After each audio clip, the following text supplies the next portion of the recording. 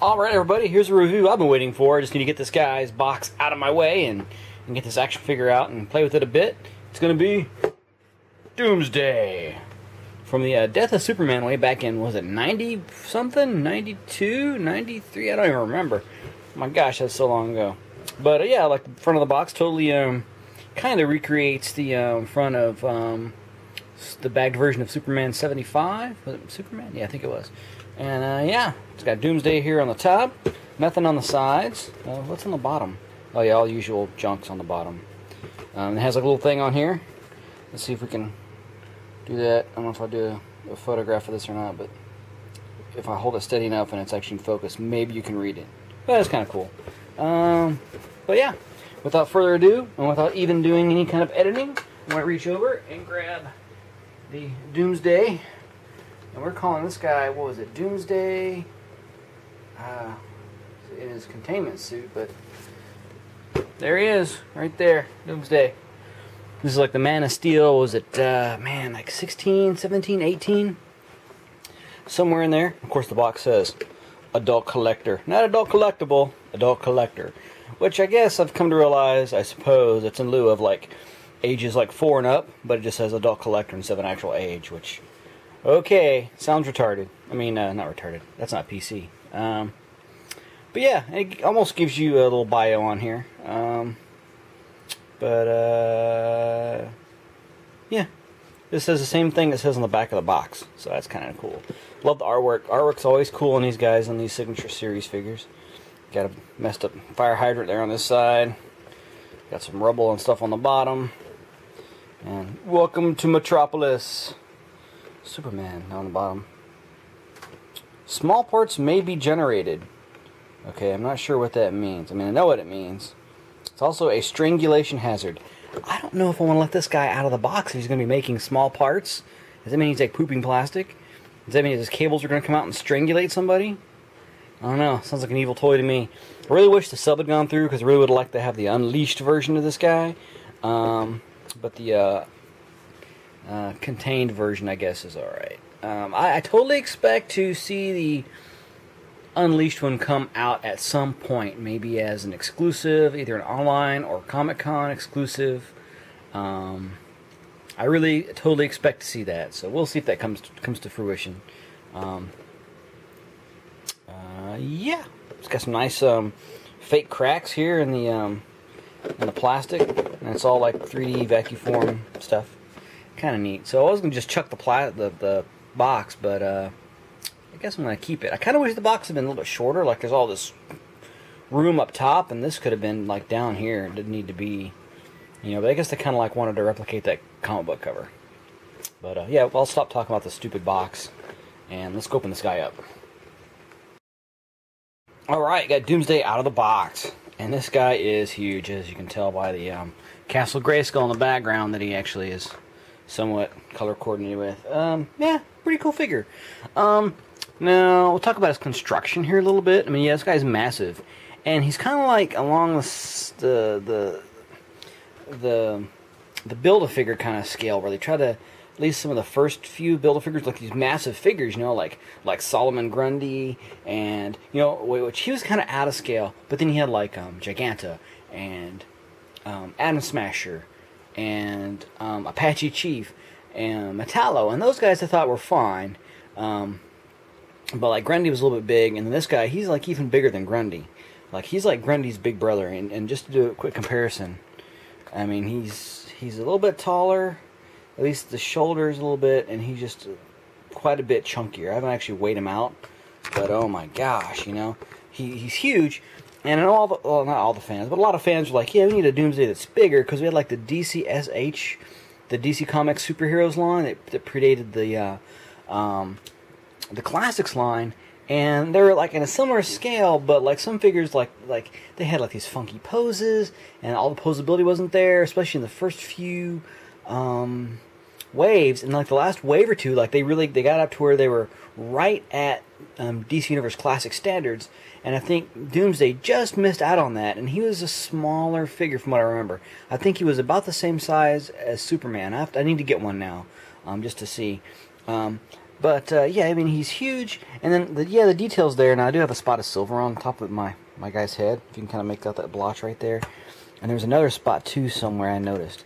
But really, I mean, that's not too bad. That's stuff I can easily fix. You know, and just to show his back off and everything.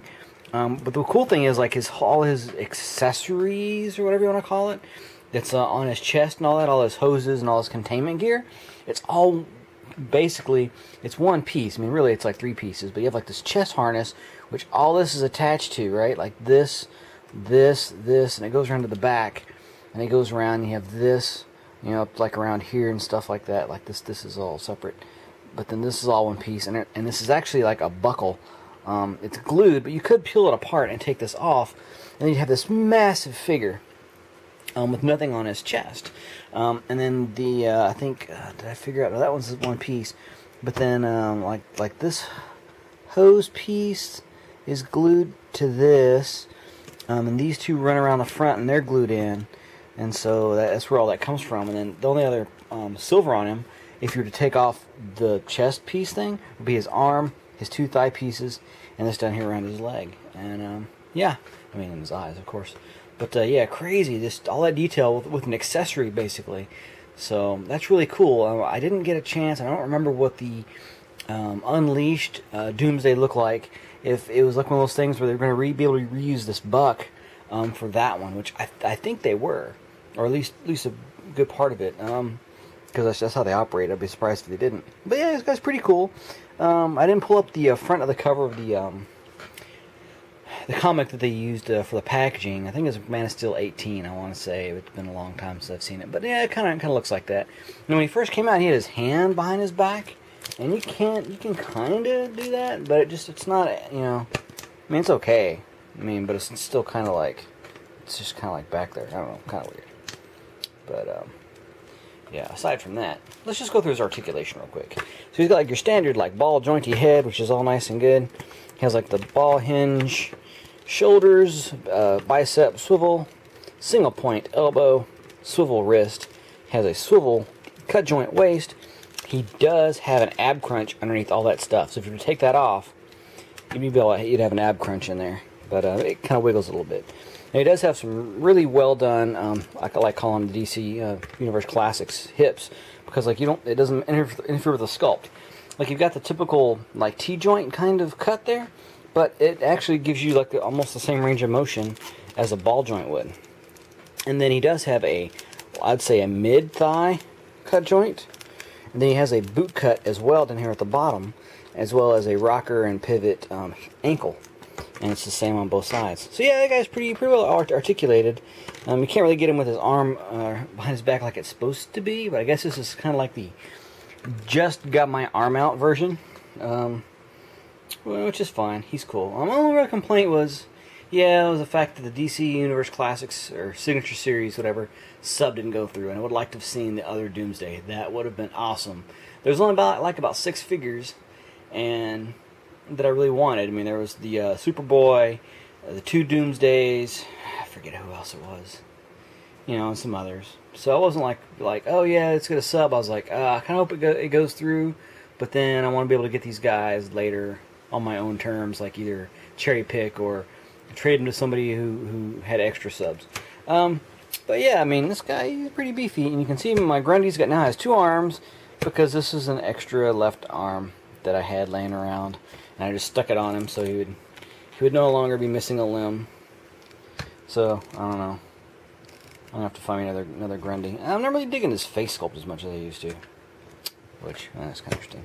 But anyway, so this is your standard DC Universe Classics Superman that comes up to this chest. I think that's a bit big. And I have yet to do it, but I think this would have been a little bit better scale. I mean, if they had done this guy the same size as Ultimate, and really, look at that. This guy could be a doggone Doomsday almost. Just needs a little paint apps and just a new head. So, you guys out there that have like a trashed Doomsday figure from either the Total Justice line he was in and the DCSH line. So, I don't know if either of those heads would work if you have to Dremel them out or whatever, put on there and repaint this, and you'd have yourself, I think, a pretty awesome Doomsday. Which now that I'm looking at it, and the way that you can find the parts for this guy pretty easy, I might end up doing that. And I'll just put that behind the other 100 projects that I haven't done yet too, so I digress. But yeah, super huge. I think that's a bit much. I think in the comics he was probably not that big, but like I said earlier, like a lot of people were talking about, like, hey, this guy needs to be bigger than Superman. The other one was too small, whatever. And they were like, fine, supersize me, boom, you know. And then this is what you get. I'm also tempted to do his eyes metallic. I got like the metallic, not Metallica, but the metallic Gundam markers that I used on my Mum-Ra figure. I think I might do the same thing with that. You just do the metallic red, then you go back with like the black on there, and they'll kind of pop. I mean, they look pretty good. But yeah, so there you go. What do I give this figure? He was, what, 35? I'll say 35 bucks at Comic-Con, and then he was available also after the fact through the store. And the shipping on this guy alone by himself was ridiculous. It almost made him a $50 figure after tax. But I bought like several other things, so it kind of like all evened out to where each item ended up only being like $5 shipping, which still kind of sucked. But all I bought was exclusives when I bought him. So, I dig the way they did his accessories. I think he could have had his arm, like they could have, like, I don't know. You know, they always want to reuse sculpts, and I don't know if this buck was used for anybody else, like the chest. Which it may have been, because I don't have like all of the Build-A-Figures. I don't have like who could he even have been? Like Anti-Monitor? I don't think he was that big. I think this is like his own thing. But yeah, he's a cool figure. I mean, if they had done like the Marvel weird folding shoulder joint thing that they put on some of their what do they call it? Superposable figures, or they used to, where you get that extra bit of articulation, and then made it to where he had like a little bit better bend, or it had gone in. I don't think they would have done double jointed on this, but I mean, they probably could have made it where you just would have fit back there, even if they had give you that that piece that went on his hands, that handcuff deal. That'd have been kind of cool too as an accessory. But all in all, not bad. I mean, I think you get your money's worth with the size on this guy, and he looks really good, like the greens and everything, and silver and all the paint apps. It looks good. I think you get your money if you paid $35 for this guy. I don't know if I pay any more than that. Kind of depends on the shipping, how you view that. You know, if you're paying $45-50 for this guy shipped after tax and everything to your door, you know, okay, you know, so be it. But you know, it's not bad. And just given that. You know, I think they could have given us a swappable head, like a regular Doomsday head, just kind of like I think they could have put some more stuff in this to like make up for the fact we didn't get the sub, which may not have been exactly comic book accurate, but I mean, him with a head and the parts for like the handcuff thing, I think that really would have put this guy at like, I'm going to say like a 9.5. I mean, I did get a couple of spots of silver paint everywhere. I'm going to go just with a solid 8 on this guy, which for me is a good figure. Good all-around figure. Not a must-have if you're not into this line. But if you're into this line, I mean, you're probably going to try to buy it anyway. But I'm going to give this guy an 8.0 out of 10. And that's what I think about that. So, hey, comment, like, and subscribe. Sorry if this has been a little long. It's going to be like a 15-minute video for this one dude. Without a whole lot of supporting material. But anyway, like I was just saying, comment, like, and subscribe right there. Like Andre says, you know, tickle the subscribe button there. Thanks so much for watching, and keep playing with your toys. I do, even the ones that are not, you know, exactly the way I want them. But that's okay. That's okay. I'm not too discriminatory. But yeah, guys, thanks again for watching.